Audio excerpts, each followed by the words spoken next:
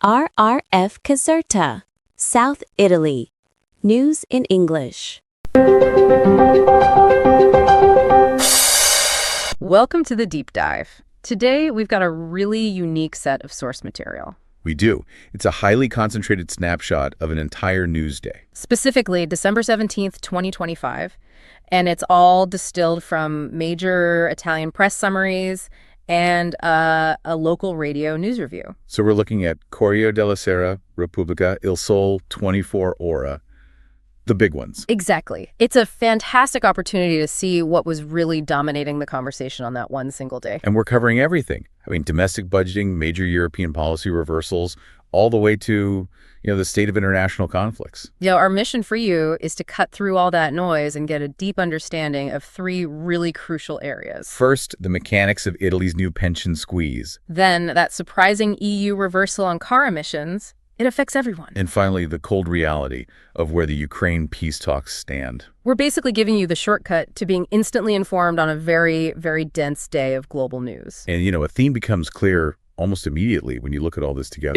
It's this conflict between, say, immediate political stability and long-term structural integrity. That's interesting. You see it at home and across Europe. Yes. It's everywhere in these sources. Okay, let's unpack this. And we have to start with the issue that's causing the biggest political storm in Italy. The pension reform. Right. Yeah. The one tucked inside the current budget law, the manovra.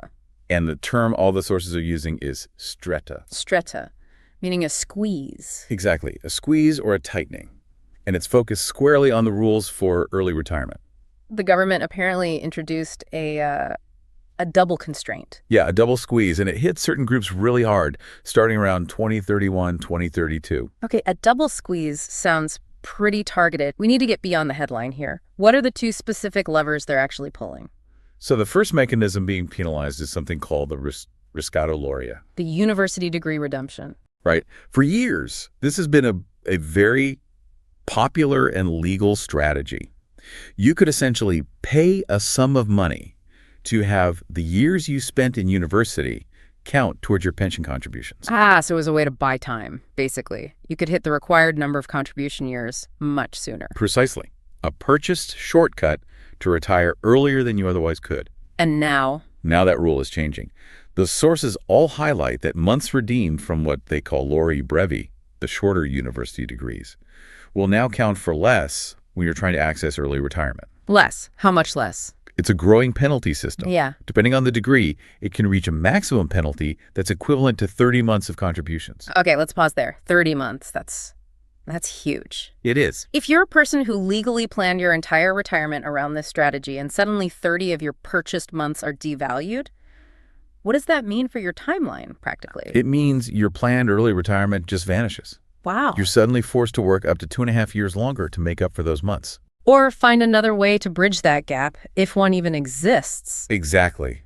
The stretta seems specifically designed to erode this one particular strategy. Okay, so that's the first part of the squeeze. What's the second constraint? You mentioned the finestra mobile. The finestra mobile, yes. Yeah. The mobile window.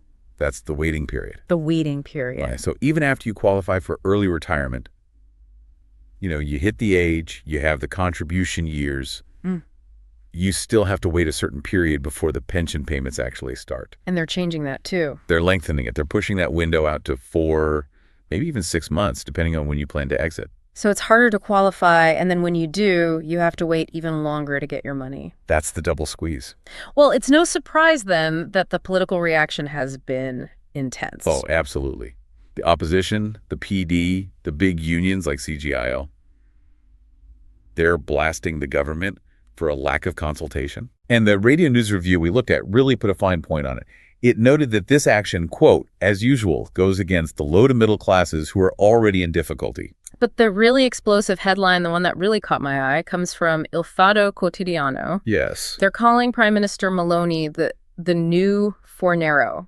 For anyone who's a bit newer to Italian political history, we need to explain why that name is so politically toxic. This is critical context. The name refers to Elsa Fornero, the minister behind the 2011 pension reform. Right, under the Monti technical government. That reform, it brutally tightened retirement rules almost overnight. It sparked massive, sustained protests. So because it just pulled the rug out from under people who were months away from retiring. Exactly. The political upheaval lasted for years. So by calling Maloney the new Fornero, critics aren't just saying she's making things tighter. No, it's a direct comparison. It's a comparison to one of the most painful, politically charged austerity measures of the last decade. It's basically a declaration of war from the unions and the left. A really potent political weapon. Absolutely. It signals just how deep the anger is. And we should add, La Repubblica notes the full effect of this shift is delayed until 2032. Trying to soften the immediate political blow, maybe? Perhaps. But the mechanism is locked in now. So Italy is prioritizing its budget with this painful pension squeeze. Let's look now at how that same kind of theme, immediate relief versus long-term foresight, is playing out on the European stage. With that massive reversal on vehicle emissions. Yes, the EU auto emissions reversal, or what the papers are calling the Euro retromarcia.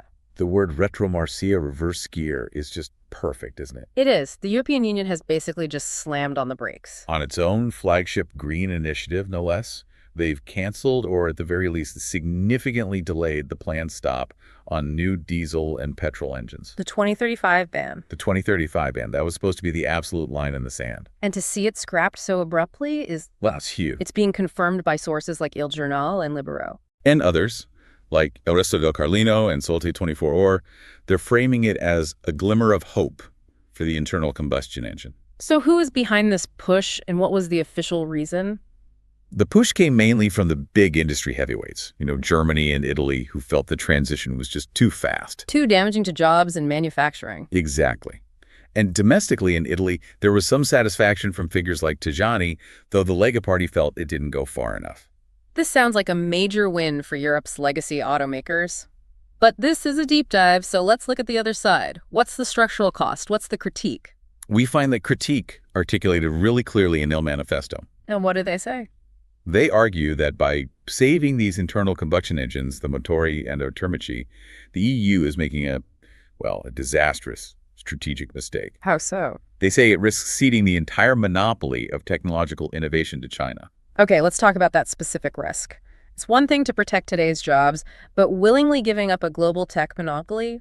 What exactly are we talking about here? We're talking about the entire electric vehicle ecosystem. By backing away from that 2035 commitment, European governments are sending a signal to the market. A signal that says what? That investing massive capital in next-gen batteries, electric components, charging infrastructure, it's all less urgent now. So the investment in future tech slows down, while the old tech gets a longer lifeline. Precisely. Meanwhile, China has gone all in on EV technology. They're already way ahead in battery production, in manufacturing key parts. Securing the raw materials. All of it. The critique is that when Europe is finally forced to make the switch, maybe closer to 2040, it will be completely dependent on Chinese technology. Buying the components, if not the whole car, from Chinese companies. Exactly. It turns a short-term political victory for the current industry into a massive, long-term economic vulnerability. That's a fundamental challenge to Europe's competitiveness, then. Yeah. It connects environmental policy directly to sovereign economic power. It really forces the question, doesn't it? Was this decision about economic necessity, or was it a short-term political choice that comes with a huge structural cost down the line? A huge question. Okay, let's pivot now from economic friction to the international arena, where things aren't reversing, but just freezing. A geopolitical cold snap. That's a good way to put it. And this is about Ukraine and the peace process. Yeah, the sources paint a very bleak, very definitive picture here. The key action comes from Moscow, reported in Il Messaggero. Putin has explicitly rejected a Christmas truce. Which is a statement in itself. Yeah. But it's more than that. He went further. He confirmed he will not negotiate on two core topics. Right. The territories currently under Russian control and the presence of NATO troops. This is crucial, isn't it? By drawing these non-negotiable red lines. Well, what's he signaling? It's a maximalist position. Yeah. He's effectively saying, if you want peace, you must accept the current reality on the ground, or worse. The sources say this news just freezes any chance of productive talks. And in response to this diplomatic brick wall, Kyiv has announced a new peace plan. Zelensky is, yes. But if Russia won't even discuss territories, what's the practical purpose of a new plan right now? Well, the purpose is likely about maintaining international unity. keeping up the diplomatic pressure on Russia, especially with Western allies. Framing Russia as the one refusing to talk. Exactly. And then you have that powerful dissenting voice from the Russian side. Yes, in La Stampa. The interview with the Russian dissident, Khodorkovsky. His assessment is just devastatingly blunt. He says Putin wants only war. And that assessment, coming from someone from within that sphere, it reinforces the idea that this isn't just a negotiating tactic. It's a strategic intent. Yes, to gain military advantage, not find a diplomatic solution. And the complexity here isn't just between Moscow and Kyiv. The sources point to friction within the European response, too. Correct. Moscow rejected the proposed European peace force, for one, but there's also friction over funding. Specifically, Prime Minister Meloni is noted for breaking EU action on using seized Russian assets. That's a really key point. Using those assets to fund Ukraine's defense or reconstruction.